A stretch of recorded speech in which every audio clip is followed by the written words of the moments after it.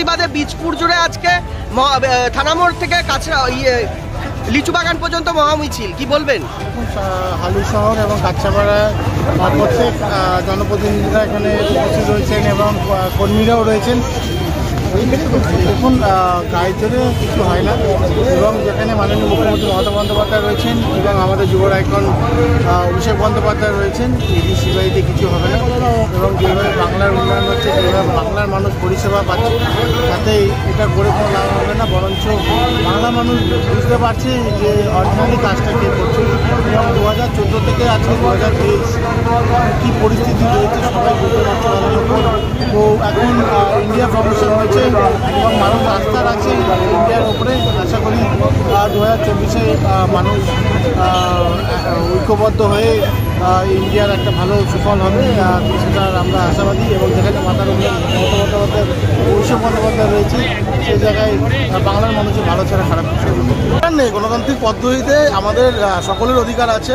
গণতান্ত্রিক পদ্ধতিতে যে কোনো আন্দোলন করার বীজপুর বিধায়ক মাননীয় শুভ অধিকারী নির্দেশ মতন আজকে আমরা বীজপুরের রাজপথে তৃণমূল কংগ্রেস কর্মীরা ছিল। এটা সত্যি কথাই অন্যায় হচ্ছে যে বারংবার অভিষেক বন্দ্যোপাধ্যায় যেহেতু বিরোধী দলের একটা মুখ রয়েছে, আজকে ইন্ডিয়া জোটের মুখ রয়েছে, সেই জায়গায় দাঁড়িয়ে অভিষেক বন্দ্যোপাধ্যায়কে বারে বারে হেনস্থা করা হচ্ছে। 3 থেকে 4 বার ডেকে ফেললো।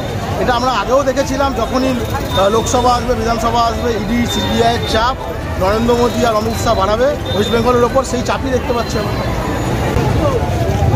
ইন্ডিয়া জোট তৈরি হওয়ার পর থেকে ভারতবর্ষের প্রধানমন্ত্রী মিস্টার নরেন্দ্র মোদী রীতিমতো ভয় পেয়েছেন। এটা হচ্ছে তার যথোপযুক্ত প্রমাণ। আমাদের সর্বভারতীয় সাধারণ সম্পাদক সাংসদ শ্রী অভিষেক বন্দ্যোপাধ্যায়কে এর আগে 7 থেকে 8 বার দেখা হয়েছে। একই প্রশ্নের তিনি বারবার জবাব দিচ্ছেন। ইচ্ছাকৃতভাবে কেন্দ্রীয় সরকার বা নরেন্দ্র মোদী সরকার ইডি সিবিআই এবং ইনকাম ট্যাক্সকে দিয়ে ইন্ডিয়া জোটের যারা গুরুত্বপূর্ণ শরিক তাদেরকে হ্যারাস করার চেষ্টা করছে। খালি এখানেই আমরা থেমে নেই।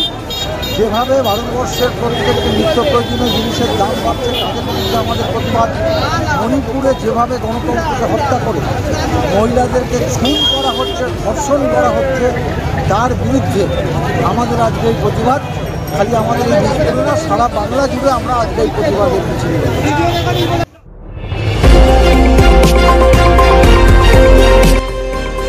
আমার বাংলা, সঙ্গে থাকুন, সঙ্গে রাখুন।